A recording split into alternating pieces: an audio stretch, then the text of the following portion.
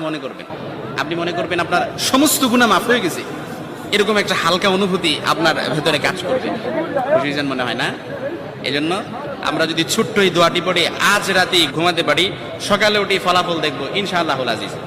আমি যদি আপনাদেরকে হাদিসের টেক্সট শোনাই, হযরত যায়েদ রাদিয়াল্লাহু তাআলা আনহু থেকে বর্ণিত, রাসূল সাল্লাল্লাহু আলাইহি সাল্লাম বলেন, হাদিসের স্পষ্ট ন্যারেশন হচ্ছে, যে ব্যক্তি রাত্রিবেলা 3 বার এই দোয়াটি পড়ে ঘুমিয়ে যাবে, সকালে উঠে আল্লাহ তাআলা তার সমস্ত গুনাহ মাফ করে দিবে।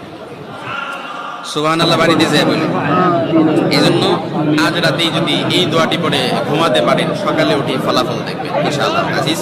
দোয়াটি আমরা সবাই পারি, তবে আপনাদের মনোযোগ আকর্ষণ, আপনারা একটু আমার দিকে অ্যাটাচমেন্ট বাড়ান।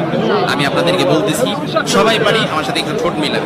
আস্তাগফিরুল্লাহাল্লাযী লা ইলাহা ইল্লা হুয়াল হাইয়ুল কাইয়্যুম ওয়া আতুবু ইলাইহি লা হাওলা ওয়া লা কুওয়াতা ইল্লা বিল্লাহিল আলিয়্যিল